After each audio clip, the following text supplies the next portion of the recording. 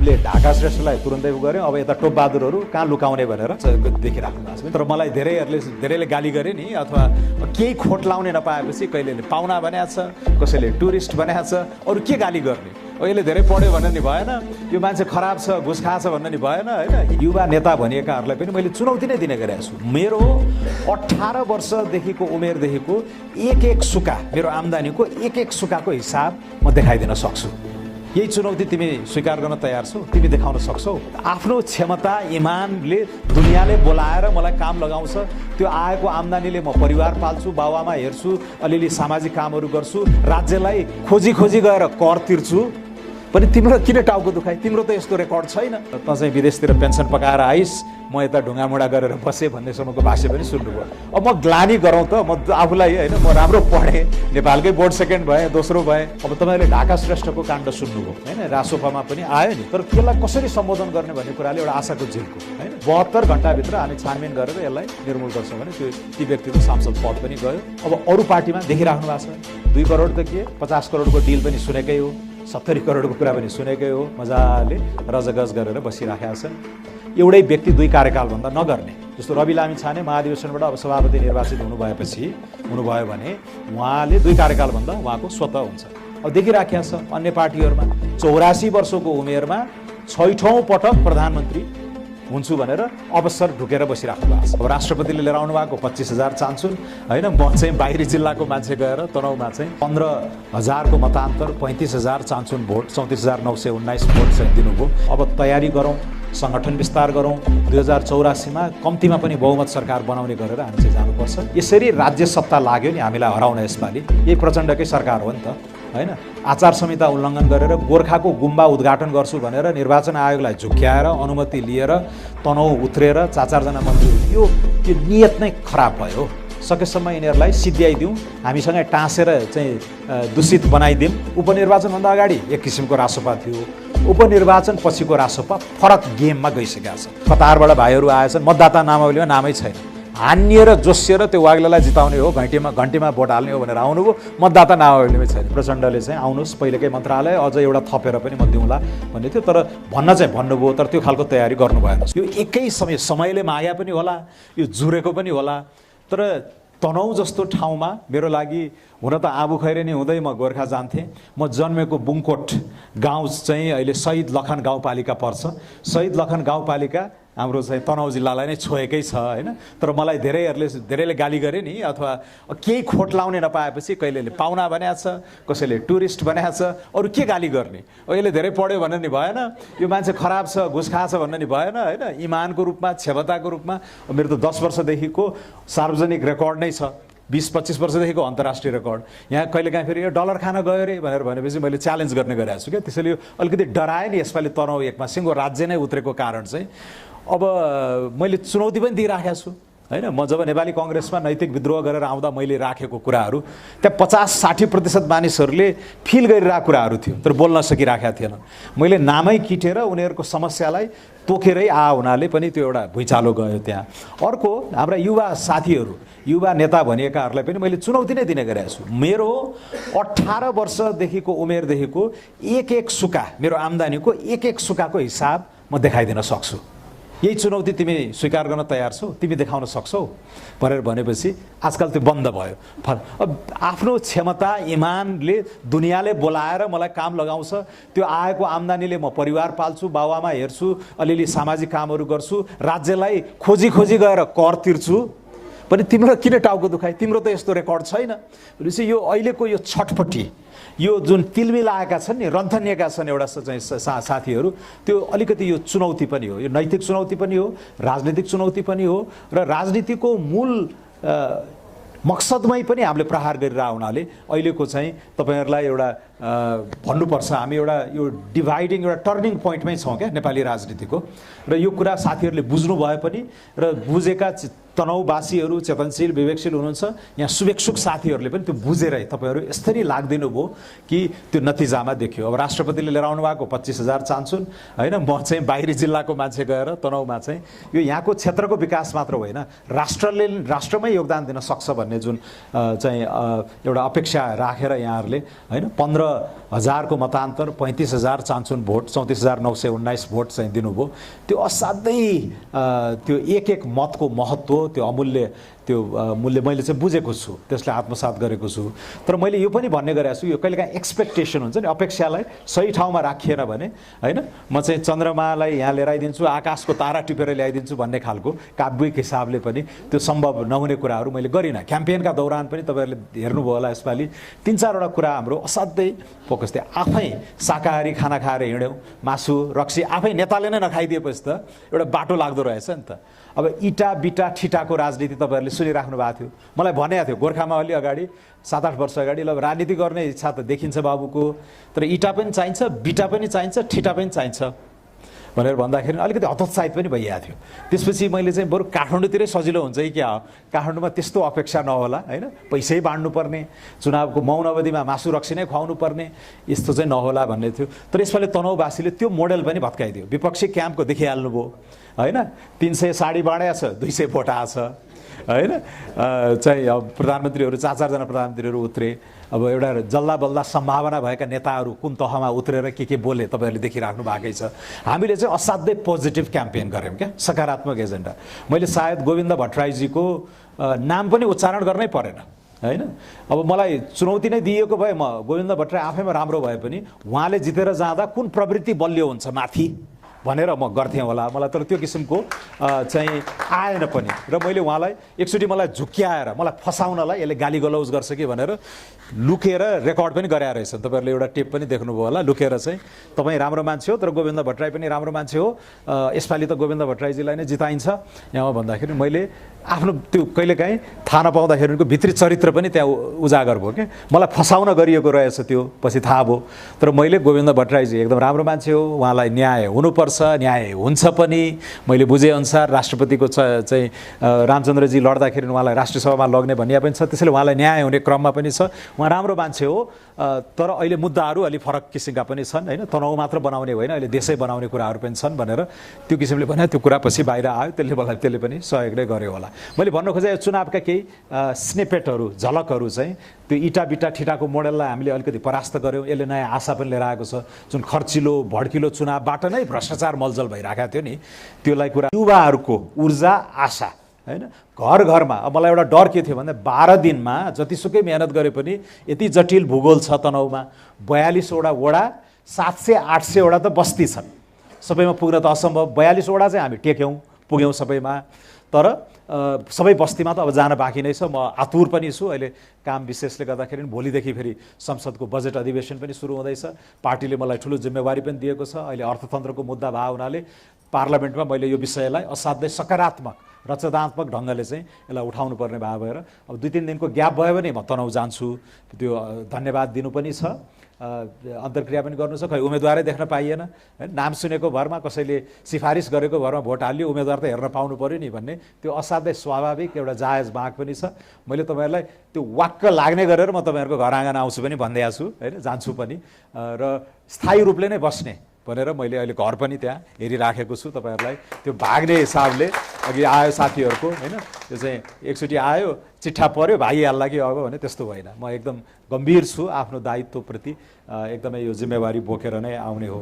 त्यसैले यो यसपालिका राजनीतिका केही मानकहरू हामीले भत्काउन सकेकोमा यसले चाहिँ के भयो त, अहिले राजनीतिप्रति नै जुन वितृष्णा छ होइन, एउटा चाहिँ यो खतम फटाहरूले गर्ने खेल हो, जीवन पर्यन्त चाहिँ राजनीतिमा बस्नु भनेको खालि कमाउनको लागि गर्ने हो, अरू पेसाबाट आउने होइन, यसैलाई नै पेसा बनाउने, यसैलाई नै मागी खानु भाँडो बनाउने भन्ने असाध्यै खराब भाष्य स्थापित भएको छ। राम्रा मान्छे कोही आउन चाहँदैनन् यसमा पनि प्रहार गर्न खोज्या हो।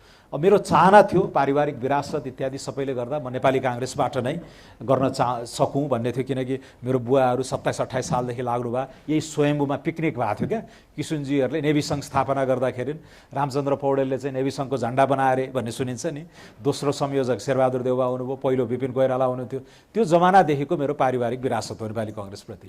42 सालदेखि सत्याग्रहदेखि त मलाई सबै थाहा छ, आफ्नै काकाहरू इत्यादि सब जेल परेको, अनि किन कसो त्यति बेला साप्ताहिक विमर्शहरू आउँथ्यो घरमा होइन, प्रतिबन्धित नेपाली काङ्ग्रेस भनेर लेख्या हुन्थ्यो। त्यो राजनीतिक दीक्षा मलाई 42 सालदेखि, म 31 सालको मान्छे, 11 वर्षको उमेरदेखि म राजनीतिक रूपले चेतनशील हुन थालेको। 46 सालको आन्दोलनमा म आफै सक्रिय, त्यसपछि अब अध्ययन राम्रो गरियो, विदेश गइयो, छात्रवृत्तिमा पढियो। आजसम्म मैले 1 रुपियाँ पनि खर्च गर्नु परेको छैन आफ्नो एजुकेसनको लागि हैन। अवसर आयो, मेहनत गरियो, पढियो। अब यसलाई पनि साथीहरूले चाहिँ अहिले हैन त चाहिँ विदेशतिर पेन्सन पकाएर आइस, म यता ढुङ्गामुढा गरेर बसेँ भन्नेसम्मको भाष्य पनि सुन्नुभयो। अब म ग्लानी गरौँ त, म आफूलाई हैन म राम्रो पढेँ, नेपालकै बोर्ड सेकेन्ड भएँ, दोस्रो भएँ, त्यसपछि अर्को दबाब हुँदो रहेछ, एकचोटि राम्रो गरिसकेपछि त्यसलाई जोगाउनु पर्यो, पछि झन् कसिएर पढिन्थ्यो हैन। ओ लेभल ए लेभलमा राम्रो गरेँ। अब लन्डन स्कुल अफ इकोनोमिक्समा विश्वको चाहिँ टप मानिएको हार्वर्ड विश्वविद्यालय इत्यादिमा अब छात्रवृत्ति दिई बोलाउँछन् भने अब नजाउँ त म हैन। तर के चाहिँ भयो भन्दाखेरि म स्पष्ट थिएँ डे वानदेखि नै, म नेपालै फर्केर के गर्ने भन्ने त्यो मेरो हुटहुटी चाहिँ थियो। लन्डन स्कुलमा पढेर आएपछि पनि म 3 वर्ष नेपालमा काम गरेँ, म 22-23 वर्षकै उमेरमा। त्यसपछि मास्टर्स गर्न अमेरिका गएँ, मास्टर्स गरेर पनि अनि एसिया आउँदा पनि एसियामा 5-6 वर्ष काम गरेँ। हरेक 3-4 महिना म नेपालमा आइरहेको थिएँ। कसैले सोध्छन् कि यो बाहिरतिरै बस्यो, विदेशतिरै डलर सलर कमायो, अनि वाक्क अब पुगिसरी आएपछि चाहिँ यो फुत्त प्यारासुटमा झरेर यहाँ राजनीति गर्न आयो, यसलाई जितायो, त्यस्तो होइन। मेरो पुरानो यो पुरै अब गोर्खाको भिरमा जन्मेको मान्छे, गुणस्तरीय शिक्षाले गर्दा यो अवस्थामा आइपुगेको छु। तर म अन्तर्राष्ट्रिय करियर हुँदा पनि नेपालप्रतिको मेरो लगाव कहिले पनि छुटेन। त्यसैले तपाईँहरूलाई 2014मा भूकम्पभन्दा 1 वर्ष अगाडि बल्ल जब सुशील कोइरालाको पालामा नेपाली कङ्ग्रेसको सरकार बन्यो, त्यति बेला रामेश्वर खनाल पूर्व अर्थ सचिवले यहाँ रामशरण महतलाई सिफारिस गर्नुभएछ। त्यो स्वर्णिम वाग्लेलाई लिएर आउनु पर्यो फिर्ता, ऊ पहिलेदेखि नै चासो राखिराख्या हो, आउन खोजिराख्या मान्छे हो भन्दाखेरि रामशरण महतले अब नेपालीहरूको त त्यही हो, विश्व बैङ्कको वरिष्ठ अर्थशास्त्री भएर बसेको छ, वर्ल्ड ब्याङ्क वासिङटन डीसीमा हैन। धेरै 99.9 नेपालीहरूको लागि त्यो ड्रिम जब थियो। कहाँ त्यस्तो छोडेर आउँछ भन्नुभयो। अनि फोनमा कुरा गर्नुहोस् न भन्नुभएपछि उहाँले फोनमा कुरा गर्नुभयो। अनि मैले राष्ट्रिय योजना आयोगको पनि अर्थतन्त्र हेर्ने, अब युवा खेलकुद संस्कृतितिर ल्याउनु भयो भने मेरो विज्ञता होइन, त्यता अर्थतन्त्रै हेर्ने शाखा दिएर लिएर आउनुहुन्छ भने चाहिँ म आउँछु, किन नआउने भनेपछि पछि सबैको सद्भावले मायाले म चाहिँ उहाँले बोलाएर त्यो स्थायी जागिर छोडेर म चाहिँ आएँ। र त्यसपछि अब नेपालकै सार्वजनिक जीवनमा सक्रिय छु। झन्डै 9-10 वर्ष भयो। 3 वर्ष जति म सरकारमा बसेर काम गरेँ। काम गर्दाखेरि आफ्नो कामप्रति इमान भएर क्षमता देखाएको छु। भूकम्पको बेलामा झन्डै 4 खर्ब रुपियाँको जोहो गरेर त्यो क्षति आकलन गरेर नेपालले जे जति पुनर्निर्माण गर्यो नि, अस्ति सम्पन्न पनि भयो 5-6 वर्षमा, त्यो सबैको जग हालिदिएको त्यति बेला हामीले हो। त्यसैले त्यो बेला एउटा आकलन पनि भयो कि इमान्दार भएर हैन, सही नीति, असल नियत र क्षमता अब्बल हुने हो भने नेपालमा धेरै कुराहरू गर्न सकिन्छ भन्ने कुरा म आफैले भोगे पनि। र के गर्न सकिँदैन भन्ने कुराको पनि राम्रो ज्ञान भयो।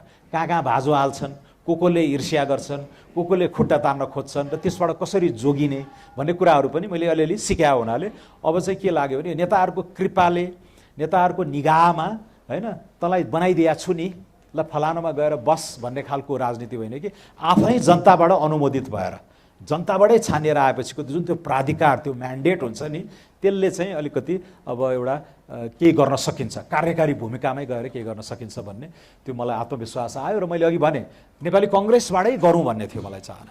तर यस्तो खालको भित्रभित्र बिग्रिसकेको रहेछ र टप लेभलमा जुन खालको देखिराख्नु भएको छ, मैले होइन के हलेदो भनेर चिनिसकेपछि कोट्याइराख्नु पर्दैन भने जस्तै मैले यसलाई भनि पनि सकेको छु। मैले त स्पष्टसित म कसैसँग नडराउने मान्छे, बोली पनि रहेको छु, बोल्या पनि छु।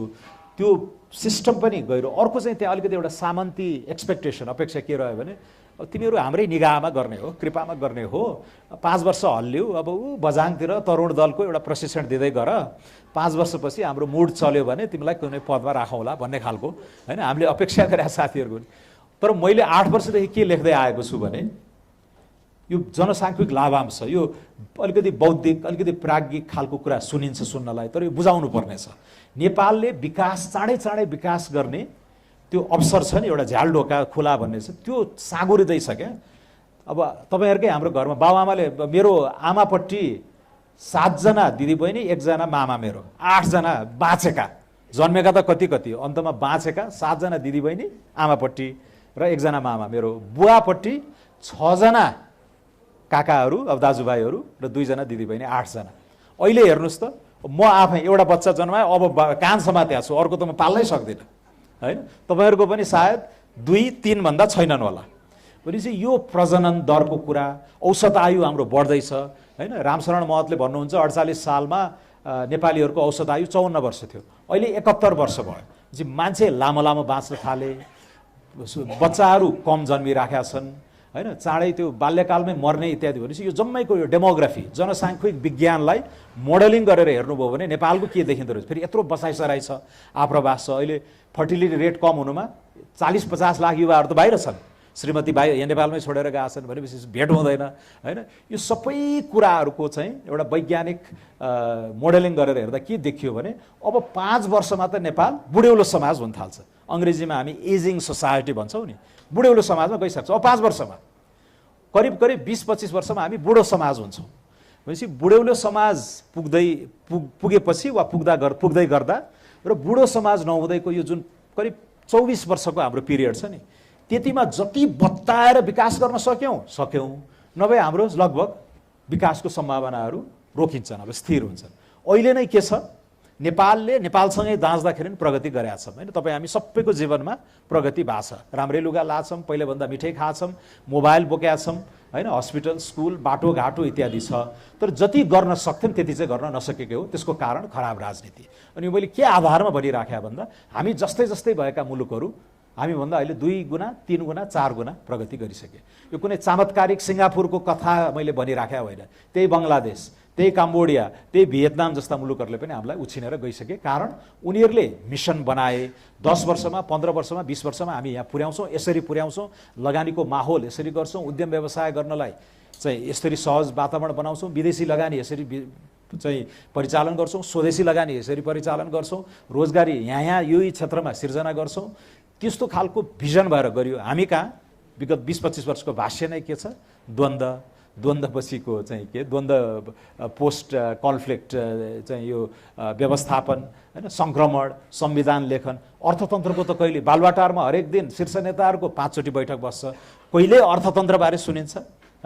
आय आम्दानी कसरी बढाउने, रोजगारी कसरी सिर्जना गर्ने होइन, डिजिटलको यत्रो अघि भाइहरूले भन्नुभयो, युवा साथीहरूले यो त्यतातिर गएकै छैन क्या। भनेपछि यता समय फर्किसक्यो, उहाँहरू चाहिँ बिन्दास हुनुहुन्छ। मैले जमानामा त्याग गरेका थिएँ, जेल बसेका थिएँ, त्यसको ब्याज खानु पर्यो, ब्याजको स्याज अब हुँदा मिटर ब्याजी पनि हुन थाल्नुभयो उहाँहरू त होइन। भनेपछि यो अहिले के भयो भन्दा तनाउ एकले चाहिँ धेरै साङ्केतिक महत्त्वहरू छ क्या। एउटा स्वर्णिम वाग्ले युवा गएर तपाईँहरूले यस्तो अभूतपूर्व लहर ल्याइदिनु भयो, साथ दिनुभयो होइन। यो मत र मतान्तरको आफ्नै ऐतिहासिक महत्त्व छँदैछ। अर्को यो पुरानो राजनीतिक मोडललाई पनि हामीले भत्कायौँ क्या। त्यो चुनाव कसरी लड्ने भन्ने कुराहरूमा अघि मैले व्याख्या गरेँ। तर राजनीति नै मान्छे किन आउँछ, राजनीति नै केका लागि गर्ने भन्ने कुराहरूमा पनि यसले अब बिस्तारै एउटा नयाँ न्यारेटिभ सुरु हुन्छ। र संयोगले अब जुन व्यक्तिको सिट मैले लिएँ, रामचन्द्र पौडेल पुरानो मोडेलको प्रतीक हुनुहुन्थ्यो उहाँ होइन। अब उहाँ चाहिँ हो 12-13-14 वर्ष टुक्रा टुक्रा गरेर बस्नु भएको रहेछ। एक्चुअली मैले उहाँको पुरै सिभी नै हेरेको थिएँ, मेरो राम्रै सम्बन्ध पनि छ उहाँसित। त्यो सबै कहिले 6 महिना कहिले 1 महिना गरेर लामो चाहिँ एक्चुअली 4 वर्ष बस्नु भएको रहेछ एकैचोटि, 28 सालदेखि 32 सालसम्म। तर सबै टुक्रे जेल बसाइ जोड्ने हो भने 12देखि 14 वर्षको कहिलेकाहीँ फरक आउँछ। मैले हिसाबै गर्दा 12 साढे 12 देखाएको थिएँ, उहाँले 14 वर्ष भन्नुहुन्छ। तर यस्तै 12-14 वर्ष आफ्नो यौवनको मा चाहिँ लोकतन्त्र व्यवस्था नै परिवर्तनको लागि लड्नु भएकै हो। त्यसलाई उचित सम्मान पनि गर्नुपर्छ, रेकग्नाइज गर्नुपर्छ। उहाँहरूले लडेकै कारणले तपाईँ हामीले यसरी स्वच्छन्द किसिमले बोल्न, निष्फिक्री होइन इत्यादि यो सबै हक अधिकार पाएका छौँ लोकतान्त्रिक, त्यो एकदमै राम्रो। र उहाँको पनि एकदमै सम्मानजनक अवतरण भयो, राष्ट्रपति पदमा उहाँ जानुभयो। तर उहाँ सँगसँगै उहाँको च्याप्टर, उहाँको अध्याय सकिँदै गर्दा नेपालको त्यो पुरानो राजनीतिक मोडल पनि अब बाई भन्नुपर्ने अवस्था छ। अबको मोडल चाहिँ व्यवस्था यही हो, यही लोकतान्त्रिक संविधानलाई नै हामीले फलो गरेर जाने हो। यहाँभित्र रहेका असन्तुष्टिहरू, अहिले प्रदेश सरकारको बारेमा व्यापक असन्तुष्टि छ। यो राष्ट्रिय सभा, प्रतिनिधि सभाकै स्वरूप, आकार, यो खर्चिलो धान्नै नसकिने कर्मचारी तन्त्र र यो हाम्रो यो चालु खर्चको जुन चाहिँ बोझ छ त्यसलाई कसरी सम्बोधन गर्ने भन्ने कुराहरू अब यही संविधानभित्रै छन् क्या प्रावधानहरू। त्यसैले संविधानै चेन्ज गर्नु पर्यो भने 2 तिहाई ल्याउनु पर्यो। अन्य कुराहरू चेन्ज गर्नको लागि बहुमत जुटाऊ, चेन्ज गर भन्ने यही छ। भनेपछि कुनै विध्वंस, कुनै चाहिँ बन्दुक उठाएर एकदम रक्तिम क्रान्ति गरिराख्नु अब पर्दैन। जसरी तनहुँ र चितवनमा हामीले देखाइदियौँ नि, यसपालि शान्तिपूर्ण मुस्कान सहितको विद्रोह हो नि यो त। कागजको विद्रोह गएर ब्यालटबाट तपाईँहरूले गरिदिनु भयो। यसको जुन बुलन्द भूकम्प आएको छ त्यो अबको शैली त्यही नै हो। यही व्यवस्थाभित्र अब अवस्था परिवर्तनको चाहिँ एजेन्डा हो र त्यसका लागि अब फरक खालका मान्छेहरू राजनीतिमा आउनु पर्यो। राजनीतिलाई पैसा कमाउने भाँडो जुन बनाइराखेको छ र त्यो प्रति नै तपाईँहरूको वितृष्णा र रोष हो, त्यसलाई अब हामीले उल्टाउनु पर्ने हुन्छ। अन्य क्षेत्रमा अन्य पेसामा नाम दाम प्रतिष्ठा कमाइसकेका पात्रहरू समाजले मलाई यहाँसम्म लिएर आइदियो, अब म समाजलाई दिन्छु भनेर आउन चाहने हैन अब्बल इन्जिनियरहरू, डक्टरहरू, समाजसेवीहरू चाहिँ अन्य पेसाका आएर 2 कार्यकाल 3 कार्यकाल आफू परीक्षित हुने। मैले पनि 2 कार्यकालदेखि 3 कार्यकाल भन्ने गरेको छु नि। म ब्रह्मनालमा नपुगेसम्म राजनीति गर्नेवाला छैन। मलाई पनि नातिनी खेलाएर बस्ने रहर होला हैन। विभिन्न मैले अब हेर्दा म युवै छु, म 50 नागा छैन अझै, तर लगभग 10 वर्ष त मैले नेपालको सार्वजनिक जीवनमा दिइसकेँ हैन। अर्को 15-20 वर्ष चाहिँ त म अन्तर्राष्ट्रिय क्षेत्रमा गरेँ भनेपछि अब अर्को 10-15 वर्ष 2 कार्यकाल भनेको 10 वर्ष र यदि माग भयो, म आफूलाई सान्दर्भिक अझै पनि मैले दिन बाँकी रह्यो भने अर्को 1 कार्यकाल गरेर म्याक्सिमम 62-64 वर्षमा त रिटायर हुने गरेर त्यस्तो मोडलमा जानु पर्यो क्या। अनि मैदान खाली गरिदिने मभन्दा बढी चाहिँ योग्य युवाहरू, नयाँ क्षमता, नयाँ सान्दर्भिकता भएका चाहिँ आफ्नो पुँजी लिएर जो राजनीतिमा आउन चाहन्छ तर जनताबाटै अनुमोदित हुनु पर्यो, आऊ गर भने यसरी यो गति दिन पर्यो क्या चाहिँ। त्यो मानेमा पनि हाम्रो राजनीति चाहिँ अहिले सङ्क्रमणमा छ। पुरानोबाट नयाँ यो कोल्टे फेराइ छ अनि कहिलेकाहीँ यो सङ्क्रमण असाध्यै प्रसव वेदनाबाट जाने कारण चाहिँ पुरानाले छोड्न नसक्ने, नयाँलाई पनि हेपिने, दबाउन खोजिने, चुनौतीको रूपमा हेरिने भयो नि त। त्यो चरणबाट गएको हुनाले अहिले कहिलेकाहीँ यी पनि खरे हुन् कि अघि के नक्कली फुलहरू हुन् कि भने जस्तो कुरा आउँछ, तर त्यस्तो होइन। हामी अहिले दृढ सङ्कल्पित छौँ यो जनसाङ्ख्यिक बनोटकै आधारमा र युवाहरूको आकाङ्क्षालाई हामीले राम्ररी सम्बोधन गर्ने गरेर नै अगाडि जाने हो। र यसमा केही झलकहरू खालि नारा भाषणका रूपमा मात्र हामीले बोलिराखेका छैनौँ हैन, हामीले गरेर देखाएका छौँ। अब रवि लामिछानेजीको लामो मिडियासँगको अनुभव र उहाँले सर्वसाधारण जनतासँग जुन जोडिनु भयो त्यो विश्वास उहाँले लिनुभएको रहेछ र त्यसको जगमा उहाँले एकै धक्कामा एउटा राष्ट्रिय दल बनाउनु भयो। अब काठमाडौँको एउटा तबकाले चाहिँ अब रवि लामिछानेजी मिडियाबाट आउनुभयो, यो साँच्चीकै जाला त लामो समय भन्ने थियो। अब म बाध्य भएँ नेपाली कङ्ग्रेसबाट एक किसिमको विद्रोह गरेर निस्कनको लागि हैन। त्यहाँ मलाई ठाउँ दिएन मात्र होइन, रोक्ने र बहिष्कृतै गर्ने। अङ्ग्रेजीमा एउटा शब्द छ कुटनीतिक, पर्सोना नन ग्राटा भनिन्छ क्या। त्यो पर्सोना नन ग्राटा नै बनाइयो मलाई त्यहाँ। भनेपछि मैले एउटा उपयुक्त समयमा विद्रोह नै गरेर निस्केँ, किनकि त्यो गर्न सक्ने अवस्थामा म थिएँ। तर त्यहाँ 50-60% साथीहरू पिल्सिएर बसेका छन्, प्रताडित भएर बसेका छन्। कहाँ जाने? काङ्ग्रेस छोडेर कम्युनिस्ट हुन भएन हैन। भनेपछि यो अहिलेको हाम्रो राष्ट्रिय स्वतन्त्र पार्टीलाई हामीले वैकल्पिक लोकतान्त्रिक स्पेसको रूपमा पनि अगाडि चाहिँ जाने भनेको छु। तर यो डम्पिङ साइट हुनेवाला छैन। अघि एकजना भाइले भन्नुभयो होइन, कहीँ नअटेका उहरू चाहिँ आउने मात्र, त्यस्तो होइन। हामी एकदमै यो प्राइमरिजको कन्सेप्ट, अब राजनीति सङ्ल्याउने भनेको छौँ नि, यसपालि चुनावी दौरानमा पनि मैले भने यो राष्ट्रिय स्वतन्त्र पार्टीले थाहा पाएर हो कि नपाएर हो त्यो 4-5वटा बिउ रोपिदिइसकेको छ क्या। अब तपाईँहरूलाई म ग्यारेन्टीका साथ भन्छु अर्को 6 महिनादेखि 9 महिनामा अरू जम्मै पुराना पार्टीहरूले हामीलाई नक्कल गर्नेवाला छन्। जस्तो प्राइमरिजको कन्सेप्ट होइन, यहाँ टिका लगाइदिने सिस्टम छ नि अहिले। अनि चलखेलको कुरा आयो अघि हैन, 50 लाखले मेयर, 2 करोडले सांसद भन्ने सिस्टमले नै त्यो चुनावलाई महँगो बनायो नि। उसले टिकट पाउनु अगाडि नै पैसा बुझाइसकेको छ।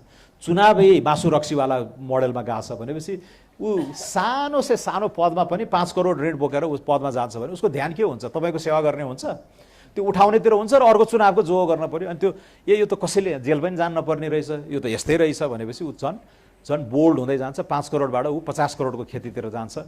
5 म मात्र किन बन्ने, 50 अरू 10-15वटा सांसदलाई पनि पाल्न सक्यो भने त एउटा सानो गुट मेरै हुन्छ। त्यो गुट मेरो शक्तिको स्रोत हुन्छ, त्यसमा म बार्गेनिङ गर्छु हैन। यो खालको राजनीतिलाई अब हामीले तोड्नु पर्यो। यसलाई कहाँ तोड्न सकिन्छ? प्राइमरिजको माध्यमबाट हैन। अब आबु खैरेनीको गाउँपालिका अध्यक्ष को बन्ने भन्ने कुरा, यहाँ रवि लामिछानेले टिका लगाइदिने, स्वर्णिम वाग्लेले टिका लगाइदिने हो भने बिग्रियो नि त हैन। त्यहीँको स्थानीय सदस्यहरूको मन जित, उम्मेदवार त्यहीँ बन हैन। यसपालि तपाईँहरूलाई थाहा छैन होला, तनहु 1 मा पनि म पनि प्राइमरिजमा लडे, अरू 5 जना थिए आकाङ्क्षी। तर हाम्रो के विधानमा के रहेछ भने सदस्य सङ्ख्या धेरै नभएको खण्डमा चाहिँ केन्द्रीय समितिले छलफलबाट निर्णय गर्ने भन्ने भएर ठ्याक्कै निर्वाचनमा गइएन। तर 84 को धेरै ठाउँमा के हुनेवाला छ भने पार्टी सदस्यहरू आउनुहुन्छ, पार्टी सदस्यहरूको एउटा पङ्क्ति हुन्छ। अब 2000, 5000, 10000 कतिजना आउनुहुन्छ हैन। अनि त्यहाँको उम्मेदवार उपयुक्त पदमा जाने उम्मेदवार यही यसरी नै लाइन लाएर आफ्नो एजेन्डा पेश गर्ने हो। अनि मतदाताको अथवा पार्टीभित्रका मतदाताहरूको मन जितेर चाहिँ आउने हो। त्यसरी त्यो गर्यो। त्यो लोकतान्त्रिक विधि पनि त्यही हो र त्यसले चाहिँ चुनावलाई खर्चिलो भड्किलो बनाउनबाट अलिकति रोक्छ। अर्को हामीले भातृ सङ्गठन नराख्ने भनेको छौँ। अहिले देखिराख्नु भएको छ नि, विद्यार्थी सङ्घ के सङ्घ 30-35वटा त शुभेच्छुक सङ्घहरू छन्। सबैको त्यो फुल टाइम काम छैन, तर पद ल्याएको छ, अध्यक्ष बनाएको छ, उपाध्यक्ष बनाएको छ, त्यो बिचौलिया बन्न बाध्य बनाएको छ क्या त्यसले, होइन। पार्टीको चाहिँ फलानो दाइलाई फलानो भाउजूलाई त म भेटाइदिइहाल्छु नि, के को लागि भेटाउने, फलानो नियुक्तिको लागि, फलानो फेभरको लागि, अलिकति नियम कानुनलाई तोडमोड गर्ने, भनसुन गर्ने। अहिले फसे नि, अहिले देखिराख्नु पछिल्लो शरणार्थी केस, होइन। त्यसैले यो भद्दा राजनीतिक संरचनाले पनि पहिला अधिकारको लडाइँ, अब राजनीतिक दलहरू नै प्रतिबन्धित हुँदा चाहिएको थियो, शिक्षकको माध्यमबाट राजनीतिक स्वतन्त्रता चेतना विद्यार्थीको माध्यमबाट गर्ने गरियो। त्यसलाई हामीले स्वीकार्नुपर्छ। फेरि एउटा इतिहासको एउटा कालखण्डमा तिनका भूमिका थिए भन्ने। तर अहिले त्यो विकृत रूप जुन देखिराखेको छ, सबै बिचौलिया बनाइदिने, जुन कार्यकर्ताहरूलाई बिचौलिया बनाइदिने खालको संरचनालाई त हामीले तोड्यौँ, होइन। तर एउटा पातलो संरचना चाहिँ चाहिँदो रहेछ। यो चुनावकै क्रममा अब मानेचौका पुग्यौँ, त्यहाँ त शुभेच्छुक साथीहरू धेरै हुनुहुन्थ्यो, होइन। मजाले लाग्दिनु भयो। कुनै ठाउँमा त हाम्रो केही पनि सङ्गठन सदस्य नै छैन। त्यो माइक बोक्दिने, चौतारोसम्म माइक बोक्दिने पनि स्थानीय साथीहरू नहुँदाखेरि अप्ठ्यारो हुँदो रहेछ, होइन। अब हामी आफै गयो। त्यसैले पातलो संरचना, फलानु पार्टी फलानु उद्देश्य भनेर बताइदिनको लागि मैले अलिकति ठट्टा पनि गरेको। तर एउटा प्रेजेन्स चाहिँ चाहिन्छ, उपस्थिति चाहिन्छ। तर पातलो लचिलो, अन्य पेसा पनि गर्न सक्ने, राजनीतिलाई फुल टाइम पेसा नबनाउने, त्यस्तो खालको चाहिँ प्रोफेसनलहरू, युवाहरूलाई हामीले जोड्न सक्नुपर्छ जस्तो मलाई लाग्छ। एउटै व्यक्ति 2 कार्यकालभन्दा नगर्ने। जस्तो रवि लामिछाने महाधिवेशनबाट अब सभापति निर्वाचित हुनुभयो भने उहाँले 2 कार्यकालभन्दा उहाँको स्वतः हुन्छ। अब देखिराखेको छ अन्य पार्टीहरूमा 84 वर्षको उमेरमा 6औं पटक प्रधानमन्त्री हुन्छु भनेर अवसर ढुकेर बसिराख्नु भएको छ, होइन। भनेपछि यो मोडललाई चाहिँ हामीले तोड्नै पर्छ क्या, नभए कहीँ अगाडि जाँदैन भन्ने। त्यसैले यो राजनीति सङ्ल्याउने कुराहरूमा हामी स्पष्ट छौँ। अब तपाईँहरूले ढाका श्रेष्ठको काण्ड सुन्नुभयो, होइन। रासोपामा पनि आयो नि, तर त्यसलाई कसरी सम्बोधन गर्ने भन्ने कुराले एउटा आशाको झिल्को, होइन। 72 घन्टाभित्र हामी छानबिन गरेर यसलाई निर्मूल गर्छौँ भने ती व्यक्तिको सांसद पद पनि गयो। उनको ठाउँमा त्यो एसिड अट्याक भएको बिन्दवासिनी कर्मचारी कि के भन्ने हाम्रो सांसद आइसक्नुभयो, कंसाकार आइसक्नु, अब आउने क्रममा हुनुहुन्छ। हिजो मैले पार्टीको मिटिङमा पनि भेटेँ उहाँलाई। भनेपछि अब अरू पार्टीमा देखिराख्नु भएको छ 2 करोड त के 50 करोडको डिल पनि सुनेकै हो, 70 करोडको कुरा पनि सुनेकै हो, मजाले रजगज गरेर बसिराखेका छन्। अब अहिले पछिल्लो चरणमा हामीले ढाका श्रेष्ठलाई तुरुन्तै गऱ्यौँ, अब यता टोपबहादुरहरू कहाँ लुकाउने भनेर देखिराख्नु भएको छ। भनेपछि यो कसरी यो सुसंस्कृत राजनीतिक। अनि म के भन्छ, होइन तिमीहरू पनि बिग्रन्छौ पावरमा गयो भनेपछि। मलाई लाग्छ के भने यति बोल्या छौँ यसरी, होइन, नैतिक चुनौती दिएर बोलेपछि यो आफ्नै वचनको बन्धक हामी बन्छौँ क्या। अब चाहेर पनि बिग्रन सक्दैनौँ भन्ने चाहिँ मैले चाहिँ आश्वासन दिन पनि चाहन्छु। किनकि यो यति धेरै शुभेच्छुकहरू जोडिनु भएको छ, खबरदार यसो भनेको थिइस् नि भनेर। रवि लामिछानेले पनि त्यो छुट छैन, शीर्ष नेतृत्वलाई पनि छुट छैन, र व्यापक दबाब धम्कीका बीच पनि हामीले जुन एक्सन लियौँ त्यसले पनि एउटा नजिर स्थापित गरेको छ जस्तो मलाई लाग्छ। मेरो व्यक्तिगत हकमा त तपाईँहरूलाई मैले अब धेरै चमत्कार गर्ने मैले आश्वासन पनि दिएको छैन, तर इमान्दार प्रयास चाहिँ म गर्छु र मबाट नराम्रो काम जानी नराम्रो काम चाहिँ हुँदैन, होइन। यति कुरामा तपाईँहरू ढुक्क भए हुन्छ र आफ्नो क्षमता र नियतले एकदमै प्रयास म गर्छु। अब यहाँनिर 3टा अपेक्षा छन्। मैले चुनावमा गरेको बाचा धेरैचोटि सुनिसक्नुभयो होला, होइन। एउटा तनहुको स्थानीय विकासका कुराहरू छन्, तर यसमा पनि 2 मत आछ क्या। सुरुमा चाहिँ मैले त्यति भनिनँ, तर जनतालाई अलिकति भरथेक आश्वासन चाहिँ दिन पर्ने नै हो, र त्यो समस्याहरू पनि देखेँ नि त मैले। बाटोकै कुरा 51 साल 53 सालमा खनिएका बाटोमा 30 वर्षसम्म नि पिच नहुने, त्यो त भएन नि त। त्यसैले बाटोको सन्निकटताका कुराहरू, दूरी घटाउने कुराहरू छन्। अब अहिले श्रीरामजीले पनि केही कुराहरू राख्नु होला। घुमाउनेको पुल एकैचोटि नारायणघाटबाट दमौली जाने 30 किलोमिटरले दूरी घट्छ। त्यो तल्लो भेग त्यति विकट छ नि, बन्दीपुर हाम्रो आँबुको त्यो भेग, होइन। त्यसलाई चाहिँ हामीले अलिकति गुलजार बनाउन सक्छौँ। त्यही अब देवघाटभन्दा माथि कोटा चाहिँ देवघाट गाउँपालिकाको माथि हेर्न गयो, यति राम्रा फाँटहरू, होइन। ती कञ्चन पानी कालीगण्डकी बग्या छ, त्यहाँ माथि फाँटहरू, यति त्यो बाटो जोडिदिने, पक्की बाटो मात्रै जोडिदिने हो भने त्यो छोप्पाछोप हुने ठाउँ देखिन्छ, होइन। तर यत्रो 30औं वर्षसम्म हामीले खासै गरेन। यो त विकट कर्णाली हो यो त भनेको छौँ, हेरेर तपाईँहरूले पनि सुन्नुभयो होला तनहुमा, होइन। त्यो छ, तर त्यसलाई यति गुलजार बनाउन सकिन्छ र चितवनसँग त्यसलाई कनेक्ट गर्ने, तल्लो भेग नवलपुरसँग कनेक्ट गर्ने, होइन। हाम्रो चाहिँ लुम्बिनी प्रदेशसँग कनेक्ट गरेर त्यो बाटोले त्यो धेरै अवसरहरू खुल्छ।